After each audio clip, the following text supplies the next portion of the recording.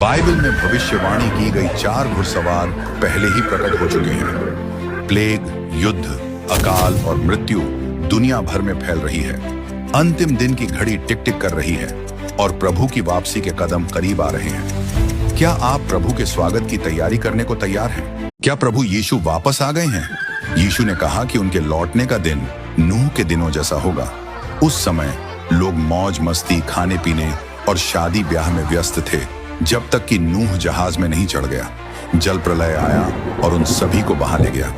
यीशु ने यह भी उल्लेख किया कि उनके लौटने का दिन लूत के दिनों जैसा होगा, जब लोग खाते पीते और मौज मस्ती में मग्न थे, जब तक कि लूत ने सदोम नहीं छोड़ा।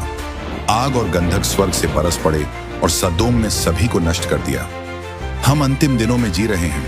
लोग परमेश्वर से दूर हो गए हैं, केवल मौज मस्ती में लगे हुए हैं, बिना पश्चाताप के पाप में लिप्त हैं। उनके लौटने की भविष्यवाणी पहले ही पूरी हो चुकी है। यीशु मसीह का राज्य पहले ही आ चुका है।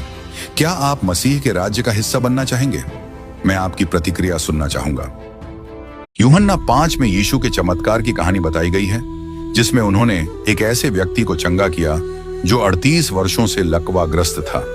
यीशु जानता था कि वह लंबे समय से बीमार था, लेकिन जब यीशु ने उससे कहा, उठ, अपनी खाट उठा और चल फिर, वह आदमी तुरंत ठीक हो गया, अपनी चटाई उठाई और चला गया। यह कहानी हमें बताती है कि भले ही कोई समस्या कई सालों से चली आ रही हो, लेकिन परमेश्वर के पास उसे हल करने की शक्ति है। जब तक हम परमेश्वर पर विश्वास करते हैं, चाहे समस्या कितनी भी बड़ी हो या कितनी भी लंबी क्यों ना हो, परमेश्वर उसे समय पर हल कर देंगे। क्या आपको विश्वास है कि परमेश्वर आपके जीवन में आने वाली ऐसी समस्याओं को हल कर देंगे जो हल नहीं हो सकती? समय बीतता जा रहा है। क्या आपने परमेश्वर की पुकार सुनी है? परमेश्वर कहते हैं, मुझ पर विश्वास रखो, मैं ही तुम लोगों का उद्धार करता हूं, मैं ही तुम लोगों का सर्वशक्तिमान परमेश्वर हूं। नजर रखो, नजर रखो, बीता हुआ समय फिर कभी नहीं आएगा, यह याद रखो। दुनिया में ऐसी कोई दवाई नहीं है जो पछतावे का इलाज कर सके। यदि आप परमेश्वर की ओर लौटने के लिए तैयार हैं, आमीन। अगर कोई आपको चोट पहुंचाता है और आपको इस बात पर गर्व भी होता है, तो कृपया नाराज न हो या बहस न करें और कभी बदला न लें। धैर्य और प्रार्थना के साथ इसे हल करें।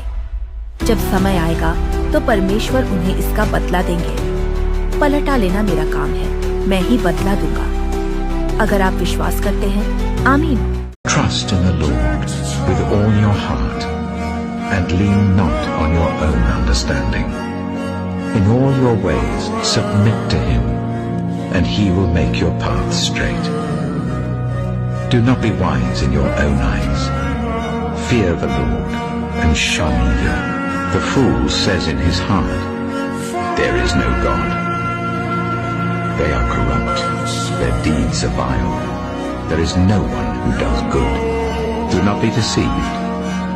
God cannot be mocked. A man reaps what he sows. Whoever sows to please their flesh, from the flesh will reap destruction. Whoever sows to please the Spirit, from the Spirit will reap eternal life. But the Lord is faithful, and he will strengthen you and protect you from the evil one. Submit yourself then to God. Resist the devil, and he will flee from you.